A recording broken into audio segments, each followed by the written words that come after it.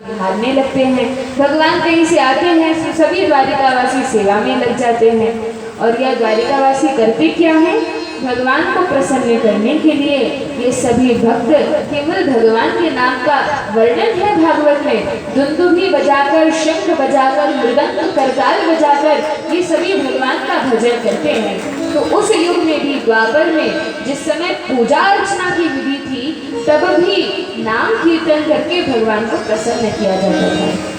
तो आइए हम भी कुछ क्षणों के लिए नाम संकीर्तन करते हैं। गोविंद मेरो है, गोपाल मेरो है, गोविंद मेरो है, गोपाल मेरो है, गोविंद मेरो है, गोपाल मेरो है, गोविंद मेरो है, गोपाल मेरो है। श्री राम बिहारी नंदलाल मेरो है, श्री बाके बिहारी नंदलाल मेरो है, गोविंद मेरो है, गोपाल मेरो है, गोविंद मेरो है, गोपाल मेरो है। तालियों की साथ सेवा देते हुए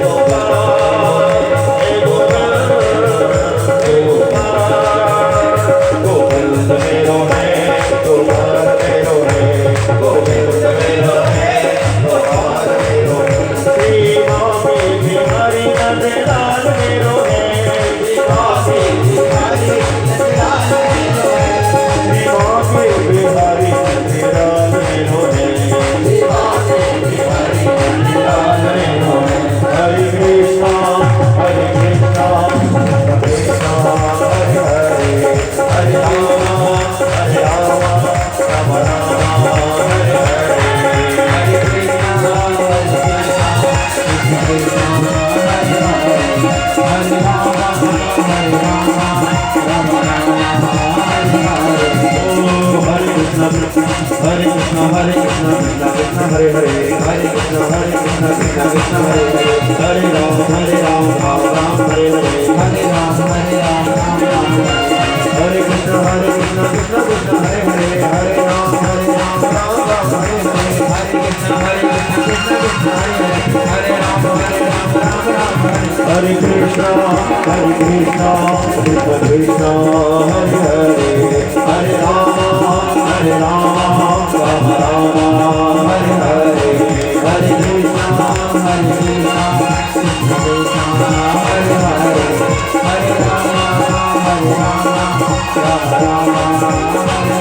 कृष्ण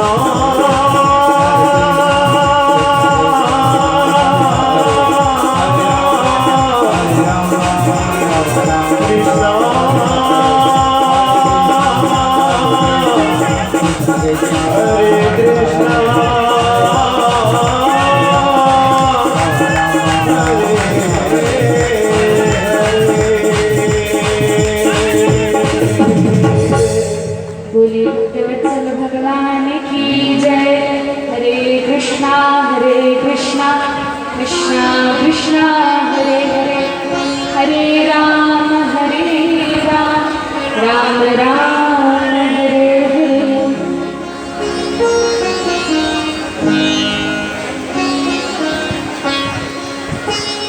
उषा और अनिरुद्ध के विवाह के पश्चात वर्णन आता है कि एक बार भगवान श्री कृष्ण अपने सभी पुत्रों पौत्रों के साथ उन्हें घुमाने के लिए कहीं घूमने जाते हैं।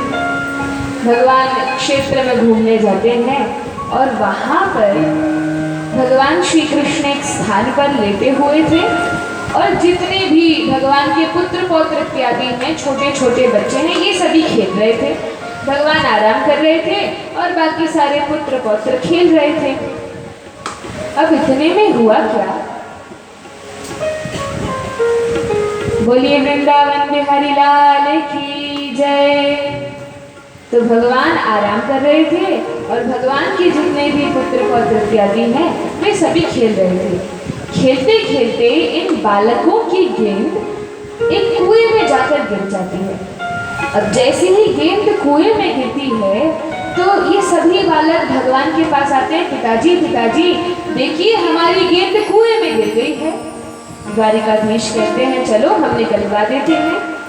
अब जैसे ही भगवान कृष्ण गेंद निकलवाने के लिए अपने बच्चों के साथ आते हैं, पुत्र पौत्रों के साथ आते हैं, तो भगवान ने देखा उस कुएं में बहुत बड़ा अजगर पड़ा हुआ है। भगवान ने कहा गेंद तो ठीक है लेकिन देखो ये अजगर इस कुएं में पड़ा है। अब सभी बच्चे पूरा घेरा बनाकर खड़े हो गए और देखने लगे अजगर को। भगवान ने उस अजगर को निकलवाया और जैसे ही भगवान श्री कृष्ण ने उस अजगर का स्पर्श किया, जैसे ही भगवान अजगर का स्पर्श करते हैं तो उसका शरीर छूट जाता है और एक दिव्य पुरुष उस शरीर में से प्रकट होते हैं, देवता रूप शरीर उसमें से प्रकट होते हैं। तो भगवान ने पूछा अरे आप कौन है, अभी तो आपका अजगर का रूप था, अजगर का रूप तो आपका गायब हो गया और आप इस प्रकार से दिव्य रूप धारण करके कहाँ जा रहे हैं, ये देव आप कौन है। तो वे देव रूप में जो पुरुष थे वो कहते हैं द्वारिकाधीश भगवान मैं आपका दास एक राजा था। भगवान ने कहा अच्छा कौन से राजा थे, मेरा नाम महाराज नृग था। क्या नाम था, महाराज नृग नाम था। अच्छा तो आप इस प्रकार से अजगर की योनि में क्यों आ गए। महाराज नृग ने कहा देखिए महाराज मैं पिछले जन्म में एक राजा था और मैंने, अच्छा आपने किया क्या, मैंने गौएं दान की। भगवान यदि आपने कभी दानियों का नाम सुना होगा तो दानियों में सबसे पहले मेरा नाम आता है, इतना दान मैंने किया है। किस चीज का दान किया है भगवान, वैसे तो मैंने बहुत कुछ दान किया है लेकिन सबसे अधिक मैंने गौएं दान की हैं। अच्छा कितनी गौओं का दान किया है। तो महाराज नृग ने कहा कि भगवान आप तो ऐसी बात पूछ रहे हैं कि आज ही बारिश हुई है तो कोई बता सकता है कि कितनी बूंदें गिरी थी? क्या कोई गिन सकता है कि बारिश के समय कितनी बूंदें गिरती हैं? तो जिस प्रकार हम यह नहीं सोच सकते या अनुमान नहीं लगा सकते कि कितनी बूंदें गिरी, महाराज मृग कहते हैं भगवान जितने धूल के रज के कण संपूर्ण पृथ्वी पर हैं और वर्षा के समय जितनी बूंद आकाश से गिरती हैं उतनी गौओं का दान मैंने किया है। भगवान ने कहा अच्छा इतनी गौएं दान की हैं तो फिर अजगर क्यों बन गए? कहा भगवान क्या बताएं? भगवान ने कहा अवश्य तुमने बूढ़ी गैयों का दान किया होगा जिनमें दूध नहीं रहता और जो ग्वाले रहते हैं सारा दूध निकाल कर फिर बूढ़ी गैयों को महाराज को दान करते हैं। लो महाराज अब आपको हम गऊ दान कर रहे हैं, ऐसे गऊओं का दान किया होगा। नहीं नहीं भगवान फिर कैसे गऊओं का दान किया? एकदम नई गऊएं और उनके बछड़ों के साथ हर एक गऊ का दान किया है। उनके सिंहों पर स्वर्ण जड़ित करके ऐसे गऊओं का हमने दान किया है। अरे तो फिर इतना गऊ दान किया, इतना पुण्य किया तो यहाँ पर अजगर क्यों बने?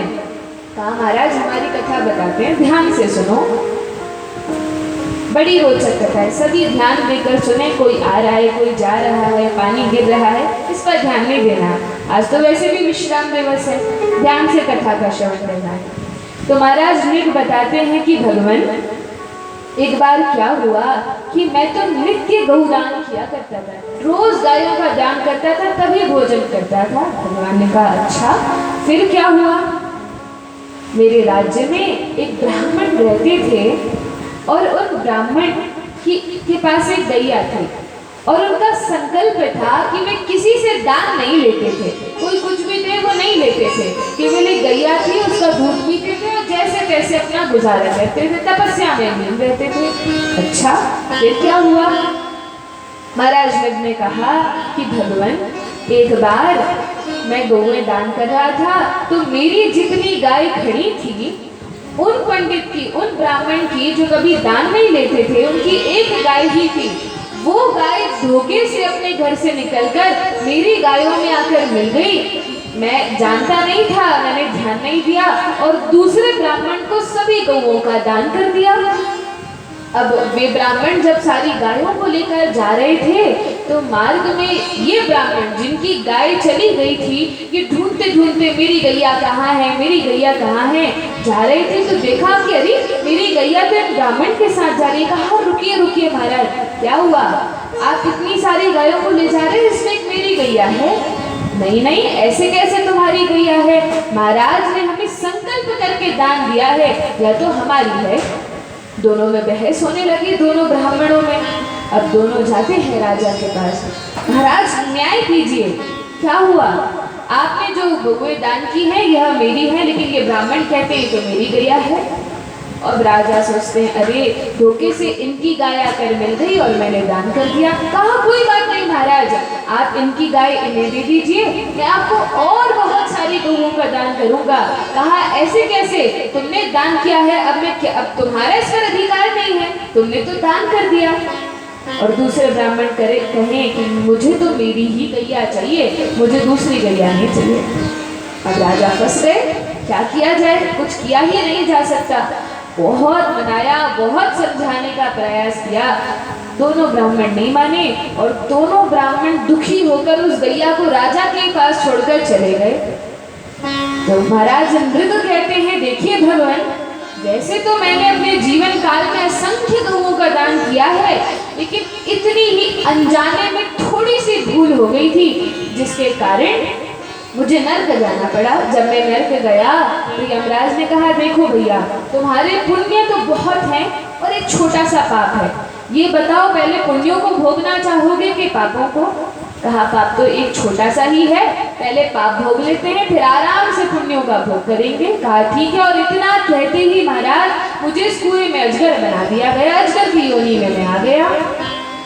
लेकिन आज मेरे पुण्यों का उदय हुआ है, आज मेरे पुण्यों का उदय हुआ है कि मैं इस अजगर की योनि को त्याग कर अपने पुण्यों का भोग करने के लिए स्वर्ग में जा रहा हूँ। भगवान ने कहा रुको रुको, जाते जाते हमारे ये जो यदुवंशी हैं, जो पुत्र हैं, पुत्र पौत्र हैं, इनको कुछ शिक्षा देके जाओ। महाराज ने कहा कि भगवान मेरा तो यही अनुभव है, मैंने अनुभव किया। क्या कहते हैं भगवान अपने पुत्रों को समझाते हैं, कुलम समूलम दहती ब्रह्म स्वारिणी पावकः। भगवान ने कहा देखो मेरे पुत्रों, यदि कोई व्यक्ति धोखे से भी ब्राह्मण का धन ले लेता है, धोखे से भी किसी भी कारण से ब्राह्मण का धन लेता है, तो उसका ये हाल होता है। देखो महाराज, मृग ने तो कुछ किया नहीं था, धोखे से गौ आ गई थी और वह दान कर दिया, अनजाने में किया तो अजगर की योनि में जाना पड़ा। और यदि कोई जानबूझकर ब्राह्मण का धन लेता है, ब्राह्मण का धन हरण करता है, चोरी करता है, तो उसका क्या होता है? तो वर्णन है श्रीमद् भागवत के 10वें स्कंध में वर्णन आता है कि ऐसे व्यक्ति का कुलम समूलम दहति ब्रह्म स्वावर्णी पावकः, उस व्यक्ति का संपूर्ण कुल विनष्ट हो जाता है, संपूर्ण कुल नष्ट हो जाता है। आगे वर्णन है कुंभी पाकेषु पच्यन्ते ब्रह्मदायापहारिणः, और जो व्यक्ति ब्राह्मण का धन चुराता है जानबूझकर, तो ऐसे व्यक्ति के साथ क्या होता है? कुंभी पाक नर्क में, एक दिन वर्णन किया था 28 प्रकार के नर्क होते हैं, एक नर्क तो होता नहीं, 28 नर्क होते हैं, जिनमें से एक नर्क है कुंभी पाक। और ऐसे कुंभी पाक नर्क में केवल उस व्यक्ति को नहीं, उसके पूरे कुल को, कुलम समूलम सारे कुल को कुंभी पाक नर्क में गरम खोलते हुए तेल में उसको पकाया जाता है, पच्यन्ते पकाया जाता है। और इस प्रकार से कब तक पकाया जाता है? वो ब्राह्मण जब दुखी होता है और उसके आंसू धरती पर गिरते हैं, तो एक आंसू के गिरने में जितने रजकण उस आंसू से गीले हो जाते हैं, उतने रजकणों के वर्षों तक वह कुंभी पाक नर्क में यातना भोगता है। तो इस प्रकार से वर्णन है। भगवान ने यदुवंशियों को क्यों ऐसी शिक्षा दी? क्योंकि भगवान तो अंतर्यामी है, जानते हैं भविष्य में मेरे कुल का, इस यदुवंश का भी नाश संत आज्ञा का पालन न करने से, संतों का अपमान करने से होने वाला है। तो भगवान पहले ही शिक्षा दे रहे हैं। भगवान ने पुत्रों को समझाया तो सभी बालकों ने कहा हाँ भगवान हम ऐसा नहीं करेंगे।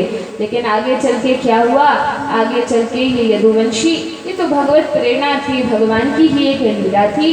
ये यदुवंशी इस प्रकार से खेल रहे थे, खेलते खेलते ऐसे पेय का पान कर लेते हैं कि उसमें नशा होता है। जब उसका पान करने सड़े हुए जल का, तो जब पान किया और सभी नशे में आ गए, ये यदुवंशी एक दूसरे का ही विनाश करने लगे, एक दूसरे को मारने लगे। और यदुवंश एक दूसरे को मारकर, एक दूसरे में भिड़कर लड़कर नष्ट हो गया। लेकिन किसके श्राप से? दुर्वासा मुनि के श्राप से। लेकिन भगवान यह भी बताना चाहते थे कि किसी ऋषि का श्राप मुझ पर काम नहीं करता, इसलिए भगवान के कुल के वज्रनाभ, उद्धव और भगवान श्री कृष्ण, इनका कुछ नहीं होता, ये इनका शरीर त्याग नहीं होता, इनका संहार नहीं होता, ये नष्ट नहीं होते। वज्रनाभ को तो अमर होने का वरदान है। उद्धव जी भी ब्रज की लताओं पताओं में हमेशा निवास करते हैं। तो उद्धव, भगवान श्री कृष्ण और वज्रनाभ ये अमर है, ये हमेशा ब्रजधाम में निवास करते हैं। तो इस प्रकार से वर्णन है श्रीमद् भागवत में किस प्रकार से यह लीला होती है। आगे वर्णन है कि भगवान श्री कृष्ण दीन वत्सल हैं, दीन दयाल हैं, दीन बंधु हैं। जैसे ही परीक्षित महाराज ने यह नाम सुना, भगवान का दीन बंधु, परीक्षित महाराज ने कहा भगवान आप कहते हैं भगवान दीन बंधु हैं, क्या कभी किसी दीन की भगवान ने रक्षा की है?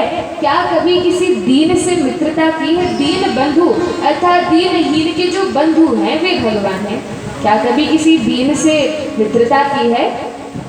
भगवान सुखदेव गोस्वामी कहते हैं अवश्य की है।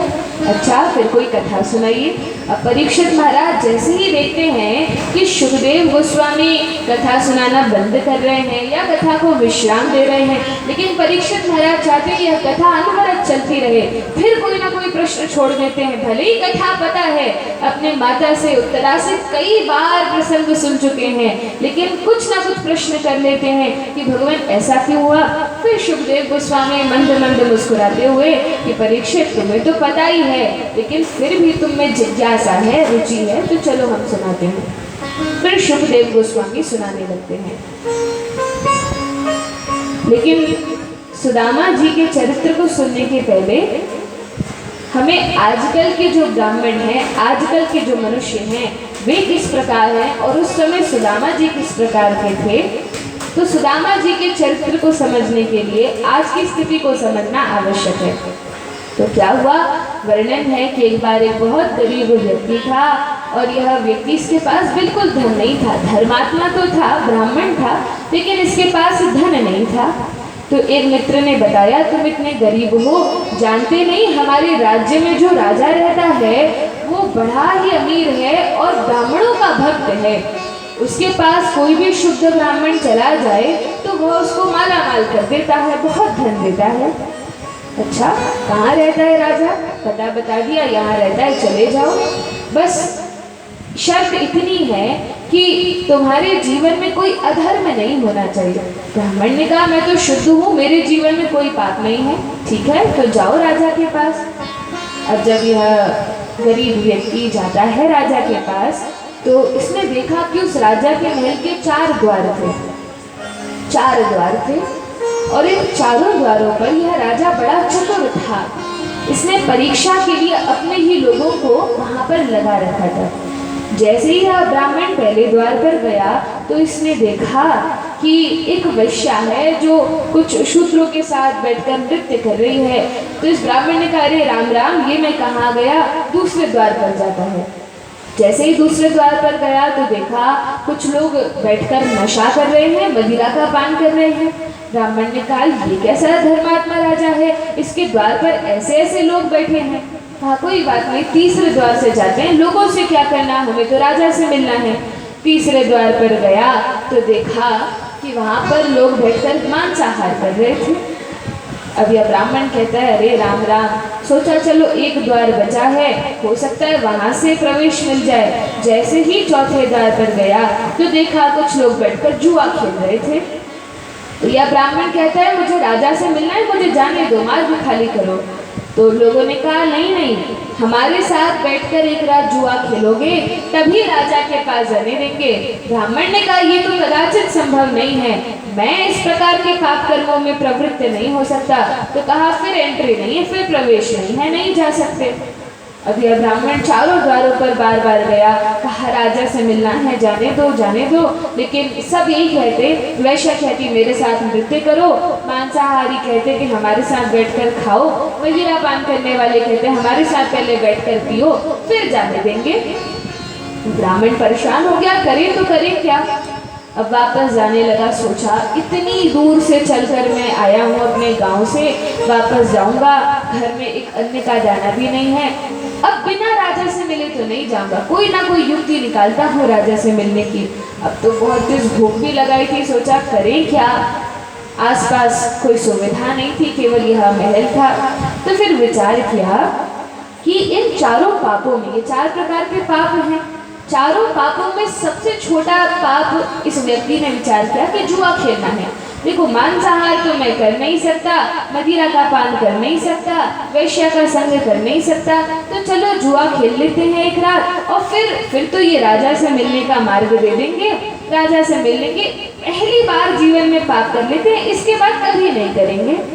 ऐसा विचार करके यह जुआ खेलने लगता है। रात भर जुआ खेला, लेकिन जैसे ही सुबह हुई उन लोगों ने कहा, नहीं नहीं, हम तुम्हें प्रवेश नहीं देंगे, जाओ दूसरे द्वार से जाओ, धक्के मारकर भगा दिया। बड़ा दुखी हुआ, अरे अब कहाँ जाऊँ। इतने में बहुत तेज भूख लगाई थी, तो सोचा चलो अब आज एक पाप कर ही लिया है, आज का दिन तो वैसे ही खराब हो गया है, तो ठीक है, आज बहुत भूख लगी है, मांसाहार कर लेता हूँ। मांसाहार करने चला गया, सोचा आज के बाद कभी नहीं करूँगा, लेकिन आज स्थिति ऐसी है, परिस्थिति ऐसी है, मांसाहार करने चला गया और इतना खा लिया, कभी खाया नहीं था, शुद्ध शाकाहारी ब्राह्मण था, पचा नहीं पाया तो शराब पीने चला गया, मदिरा का पान करने चला गया। अब जब मदिरा का पान करता है तो नशे में आकर पागल हो जाता है, और वे लोग भी जाने नहीं देते, मांसाहार वाले भी नहीं जाने देते, मदिरा वाले भी नहीं जाने देते। तब वेश्या के द्वार पर गया, उसके साथ नाचता रहा, लेकिन जैसे ही भोर हुई वेश्या ने भी सैनिकों से कहलवाकर उसको बाहर पटकवा दिया, महल के बाहर। अब जैसे ही सुबह होती है, अगला दिन होता है, होश में आता है, अरे राम राम, ये मैंने क्या किया, मैंने तो सभी प्रकार के पाप कर लिए, अपने आप को भ्रष्ट कर लिया, और इन लोगों ने मुझे राजा से मिलने भी नहीं दिया। अब वो राजा कैसा था? वो राजा बड़ा चतुर था, और कोई नहीं, साक्षात भगवान थे। अब यह भगवान, इन्होंने इन लोगों को जानबूझकर वहां पर लगा कर रखा था कि यदि यह ब्राह्मण, कोई भी व्यक्ति आए और निराश होकर यदि वापस जाने लगता, यह ब्राह्मण यदि पाप कर्मों में प्रवृत्त नहीं होता, दुखी होकर वापस जाने लगता, तो ऊपर बालकनी में राजा खड़े थे, देख रहे थे ये करता क्या है। यदि वापस लौटता तो राजा खुद आकर दौड़कर पकड़कर उसको ले जाते कि चलो मेरे मित्र, मेरे साथ चलो। लेकिन क्योंकि वह अधर्म में प्रवृत्त हो गया, तो भगवान ने कहा ठीक है, अब फेल हो गया, अब प्रवेश नहीं मिल सकता। तो ऐसे ही भगवान अनेक बार ऐसी स्थितियां प्रकट कर देते हैं, ऐसे प्रलोभन हमें देते हैं कि हमें लगता है चलो आज ये पाप कर लेते हैं, फिर कभी नहीं करेंगे। लेकिन होता क्या है, इस पाप की सीढ़ी पर हम पैर रखते हैं तो रखते चले जाते हैं, फिर ये बंद नहीं होता। फिर जब यह पाप पूर्ण पतन करवा देता है, हमारा अपमान करवा देता है, तब समझ में आती है अरे राम राम, ये मैंने क्या किया था, मुझे ये पाप नहीं करना चाहिए था। जब सबको पता चल जाता है तब बड़ा कष्ट होता है, दुख होता है। इसीलिए हमें सावधान रहना चाहिए, कभी भी किसी भी पाप में प्रवृत्त नहीं होना चाहिए। भगवान पर विश्वास रखना चाहिए कि जो भी होगा ठीक है, थोड़े कष्ट आएंगे, लेकिन प्रभु तो देख रहे हैं, भगवान तो देख रहे हैं। लेकिन सुदामा जी इस प्रकार के ब्राह्मण नहीं थे। कैसे ब्राह्मण थे? कहा एकदम जितेंद्रिय थे, घर में खाने को एक दाना भी नहीं था, बच्चे भूखे थे, पत्नी के पास केवल एक साड़ी थी, लेकिन सुदामा जी कभी भी पाप कर्मों में प्रवृत्त नहीं हुए। कितने प्रलोभन जीवन में आए, कितने राजाओं ने, बड़े बड़े लोगों ने कहा हमारे घर इस प्रकार का यज्ञ कर दो कि हमारे मित्र की हत्या हो जाए, मित्र मर जाए, उसके घर धन कम हो जाए, ऐसा हो जाए, वैसा हो जाए। लेकिन सुदामा जी ऐसे गलत कार्यों में कभी नहीं लगते थे। कहा हम तो केवल प्रभु की भक्ति करेंगे, फिर भगवान जैसा चाहेंगे, जो चाहेंगे उस हिसाब से, उस प्रकार से वे हमारा जीवन निर्वाह करेंगे, जीवन यापन करेंगे। तो एक दिन सुदामा जी बड़े ही उदास होकर इस प्रकार से बैठे थे, भगवान के नाम का जप कर रहे थे। तभी उनकी पत्नी सुशीला ने कहा, प्रभु मैंने सुना है कुछ ब्राह्मण नगर में आए थे और उन्होंने मुझे बताया कि द्वारिकाधीश आपके बचपन के मित्र थे। सुदामा जी मुस्कुराकर कहते हैं, हाँ सुशीला, तुम्हें कैसे पता चला? मुझे तो ब्राह्मणों ने बताया, लेकिन प्रभु आपने अभी तक ये बात क्यों नहीं बताई कि साक्षात द्वारिकाधीश आपके बालपन के मित्र थे? सुदामा जी ने कहा बता देता तो भी क्या होता। तो सुशीला ने कहा नहीं भगवान, आपने तो बहुत बड़ी बात छुपाई है, मेरी एक प्रार्थना है आपसे। क्या प्रार्थना है? अरे द्वारिकाधीश आपके मित्र हैं, आपकी इच्छा नहीं होती कि कभी जाकर अपने मित्र से मिल लूं? आज तो वो राजा बन गए हैं, महाराज बन गए हैं।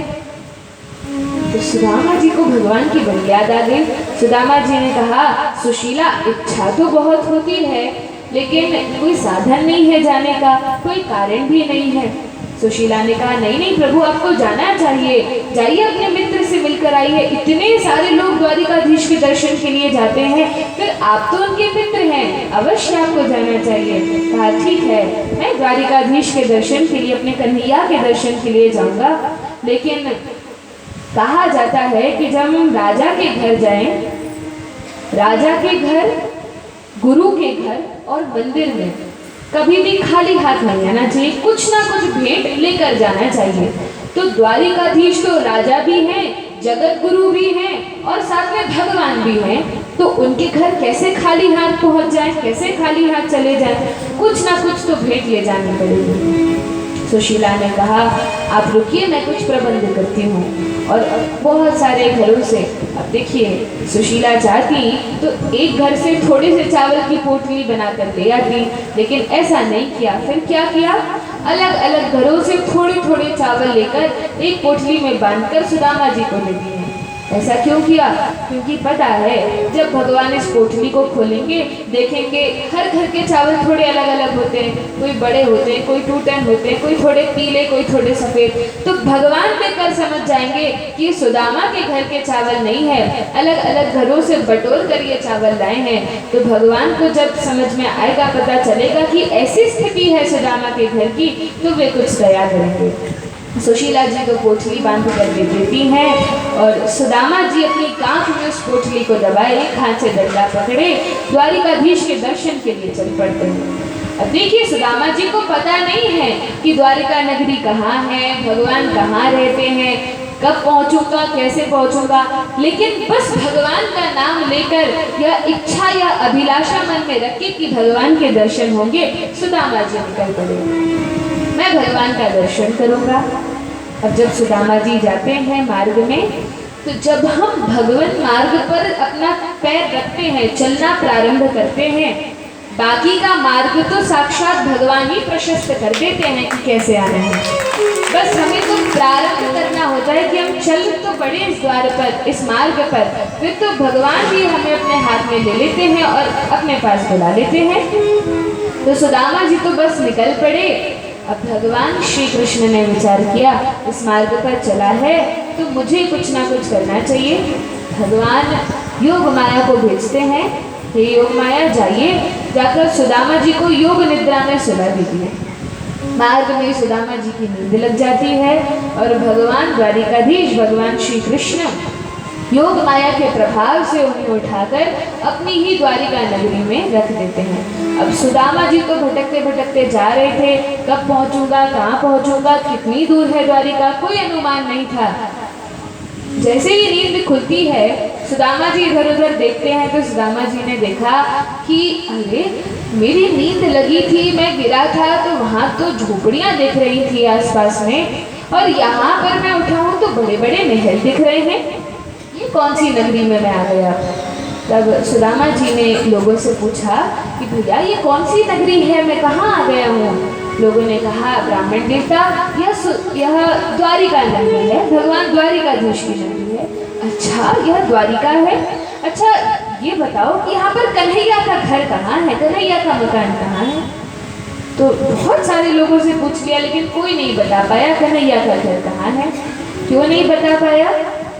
क्योंकि वहाँ तो लोग भगवान को बड़े सम्मान से अनंत कोटि ब्रह्मांड नायक सर्वेश्वर पराग पर ब्रह्म असंख्य दिव्यानंद गुणगण निलय द्वारिकाधीश भगवान श्री कृष्ण के नाम से जानते थे। तो यह कन्हैया नाम लोगों को समझ में नहीं आया, ये तो बालपन का नाम था। लोगों ने कहा नहीं नहीं, कन्हैया नाम का तो कोई व्यक्ति नहीं है। सुदामा जी ने कहा कोई व्यक्ति नहीं है, लेकिन मैंने तो सुना है वह द्वारिका का राजा बन गया है। अरे कैसी बात करते हैं, द्वारिका के नरेश तो हमारे भगवान श्री कृष्ण हैं। अरे हाँ हाँ वही श्री कृष्ण की तो मैं बात कर रहा हूँ, कहाँ है उनका महल।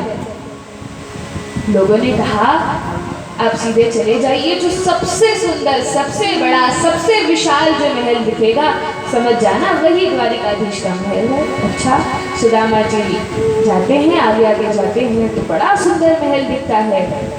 और जैसे ही द्वार पर गए सुदामा जी देखते हैं, द्वारपालों से निवेदन करते हैं, अरे द्वारपालो कन्हैया से कह दो,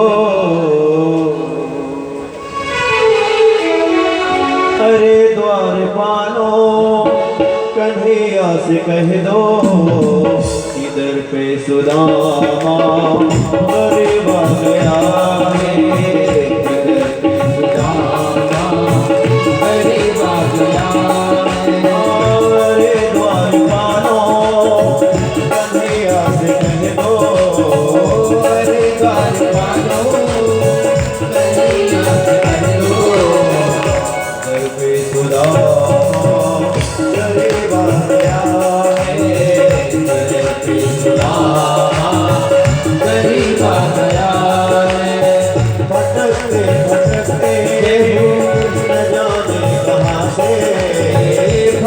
भटकते भटकते न जाने कहाँ से तुम्हारे महल के करीब आ गया रे, तुम्हारे महल के करीब आ गया।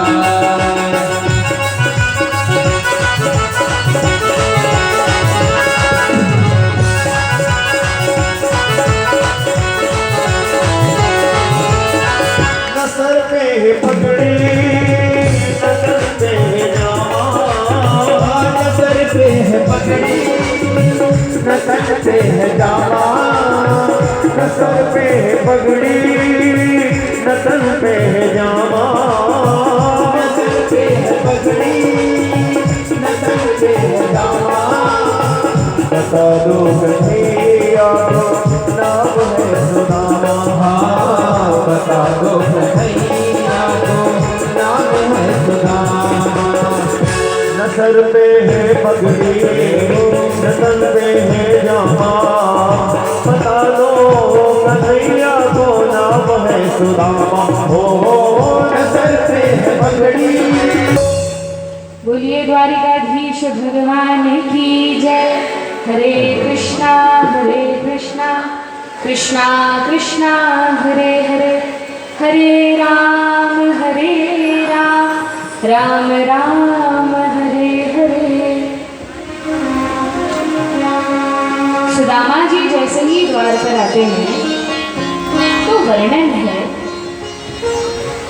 जो द्वारपाल है वे कहते हैं कि ब्राह्मण देवता आप कौन हैं, कहाँ से आए हैं।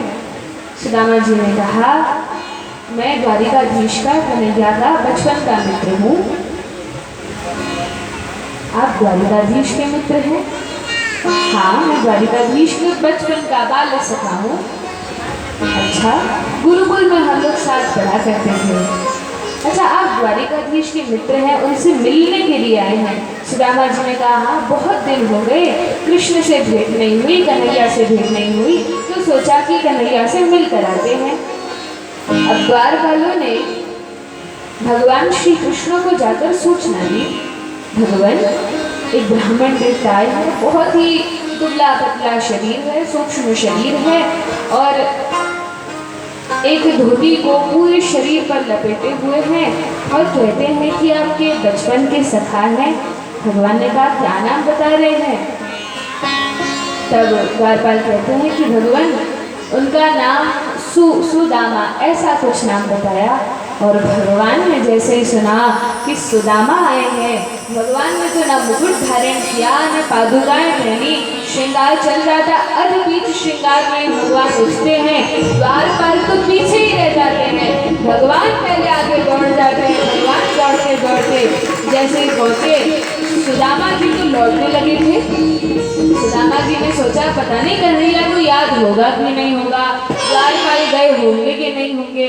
तो सुदामा जी तो वापस लौटने लगे कि यहाँ तो इतना बड़ा महल है, कभी देखा नहीं जीवन में, कहाँ से इतने बड़े साम्राज्य के अधिपति इनके महाराज मुझसे मिलने के लिए आएंगे। वापस जाने लगे तब भगवान ने कहा अरे मित्र सुदामा कहाँ जा रहे हो? भगवान ने पकड़ लिया, गले से लगा लिया, आलिंगन किया, बड़ा गूढ़ गहरा आलिंगन भगवान करते हैं। अब सुदामा जी बड़े प्रसन्न हैं, आंखों से अविरल अश्रुधार बह रही है। भगवान भी आज रोए जा रहे हैं, लेकिन तुरंत अचानक दोनों एक दूसरे को छोड़ देते हैं। क्यों छोड़ दिया? अब सभी द्वारिकावासी अपने अपना काम कर रहे थे, सब देखने लगे कि अरे ये क्या हो रहा है, आज महाराज को क्या हो गया, बिना मुकुट, बिना मोरपंख, बिना मुरली के भगवान कैसे निकल आए। तो देखा कोई मित्र हैं, बड़े परम मित्र हैं भगवान के, दोनों एक दूसरे को छोड़ देते हैं। सुदामा जी ने भी मन विचार किया, ये कन्हैया के अंग इतने कोमल हैं, इतने सुकोमल हैं, और मैं तो हड्डी हड्डी हो रहा हूँ, शरीर से मांस तो है नहीं, हड्डी निकल रही है, और कृष्ण इतना कोमल, इसको यदि जोर से आलिंगन किया तो मेरी हड्डियाँ कृष्ण को गड़ जाएंगी, इसलिए सुदामा जी छोड़ देते हैं। और भगवान ने क्यों छोड़ा? भगवान ने सोचा मैं तो अच्छे खाते पीते घर का, ये बेचारा सुदामा लकड़ी लकड़ी हो रहा है, ज़्यादा जोर से पकड़ लिया तो यही चरमरा जाएगा, तो भगवान ने छोड़ दिया। अब दोनों एक दूसरे को छोड़ तो देते हैं, लेकिन फिर मन होता है कि ये आलिंगन बार बार हो। भगवान अपनी बाहों में लेकर कहते सुदामा चलो अंदर चलो। रुक्मणी जी के महल में तुम्हें लेकर जाते हैं। सुदामा जी का बड़ा स्वागत सत्कार किया गया। अपनी प्रियतमा रुक्मणी जी के पलंग पर सुदामा जी को विराजमान किया और भगवान चरणों में बैठ गए। भगवान कितना प्रेम करते हैं अपने भक्तों से, ब्राह्मणों से, ये भगवान इस चरित्र के माध्यम से दिखा रहे हैं। भगवान चरणों में बैठ गए और रुक्मणी जी से कहा जाओ जल का पात्र लेकर आओ। लेकिन जब तक रुक्मणी जी जल का पात्र लाती, जो भगवान ने देखा कि अरे सुदामा जी के पैरों में इतने सारे कंकड़ पत्थर लगे हुए हैं, कांटे चुभे हुए हैं, क्योंकि चप्पल तो थी नहीं, नंगे पांव आए थे। तो देखा ऐसी हालत हो रही है, भगवान की आंखों से अश्रुधार बहने लगी और उसी से सुदामा जी के चरणों का पाद सेवन हो गया। सुदामा जी ने कहा कन्हैया आओ मेरे संग में बैठो, साथ में बैठो। भगवान साथ में बैठ गए, दोनों मित्र हैं, बातें करने लगे। अब रुक्मणी जी एक और खड़े होकर चावल ढुलाने लगी। सत्यभामा खड़ी हो गई, थाली लेकर क्या चाहिए, पान चाहिए कि मिठाई चाहिए, सब लेकर खड़ी हो गई। भगवान ने कहा आओ आओ स्वागत करो ब्राह्मण का। तो सबसे पहले रुक्मणी जी आ गए। रुक्मणी जी सुंदर मिष्ठान लेकर आई, सुदामा जी को अर्पण किया। सुदामा जी ने मिठाई खाई, कहा सौभाग्यवती भव। बड़ी प्रसन्न हुई रुक्मणी जी। अब जो सत्यभामा ने देखा, जाम्बवती ने देखा कि रुक्मणी जी तो हमेशा आगे आगे जाती है, हमें कभी अवसर नहीं मिलता, कहा हम भी ब्राह्मण का पूजन करेंगे। भगवान ने कहा बिल्कुल करो। सत्यभामा भी आती हैं अपने हाथ से बनाई हुई मिठाई लेकर, जाम्बवती भी आती है, सुदामा जी को अर्पण करते हैं। सुदामा जी खा रहे हैं और सौभाग्यवती भव, कल्याण भव, बहुत सारे आशीर्वाद देते हैं। देखा तो ये रानियों की लाइन तो बंदी नहीं हो रही, एक के बाद एक।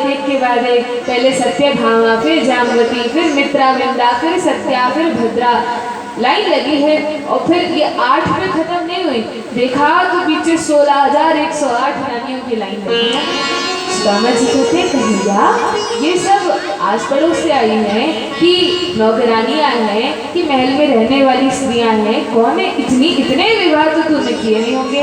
भगवान ने कहा क्या बताऊँ मित्र, इतने ही विवाह किए हैं, 16,108 रानियाँ हैं। अरे कन्हैया इतने विवाह कर लिए। भगवान कृष्ण ने कहा ये सब छोड़ो, ये बताओ सुदामा जी आपका तो विवाह हो गया होगा, आप तो गृहस्थ पंडित हैं। सुदामा जी ने कहा हाँ कन्हैया विवाह तो हो गया। भगवान ने कहा आपने अपने विवाह में हमें बुलाया नहीं। सुदामा जी विचार करते हैं कन्हैया क्या बताऊं, ऐसी परिस्थिति थी, तुम तो जानते हो वैसे निर्धन परिवार से कहाँ इतना अधिक किसी को बुलाने का। लेकिन कन्हैया ये बताओ मेरा तो एक ही विवाह हुआ और मैं कुछ परिस्थितियों के कारण बुला नहीं पाया।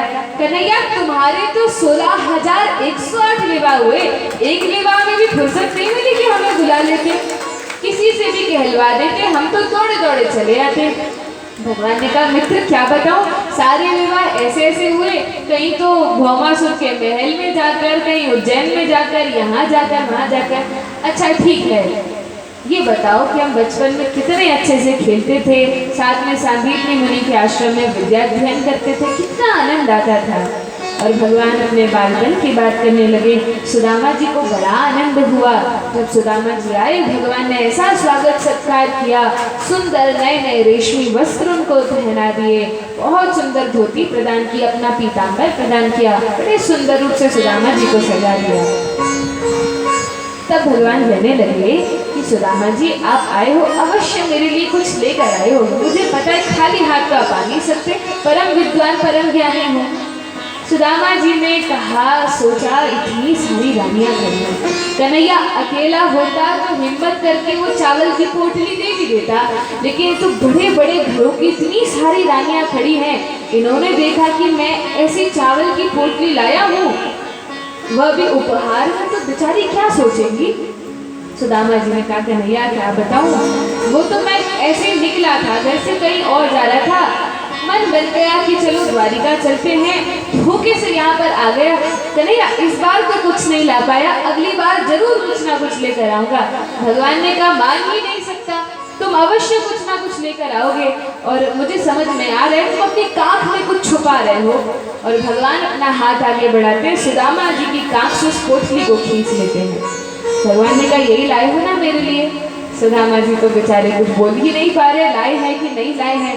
भगवान ने कहा मुझे सब पता है, भगवान पोटली खोलते हैं और सब रानियां एक टुकी लगाकर देख रही हैं ऐसा क्या है इस पोटली में कि भगवान श्री कृष्ण इसके लिए इतने उत्सुक, इतने उतावले हो रहे हैं।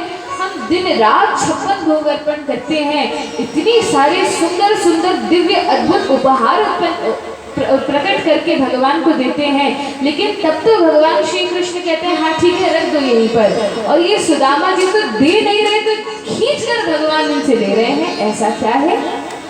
अब जैसे ही पोटली खोली देखा चावल थे। भगवान ने कहा बड़े अद्भुत चावल हैं। मुस्कुराने लगे भगवान और पहली मुट्ठी उठाते हैं और चावल खाने, कच्चे ही चावल भगवान खाने लगते हैं। सुदामा जी ने कहा नहीं रुक जाओ, ऐसे मत खाओ। भगवान ने कहा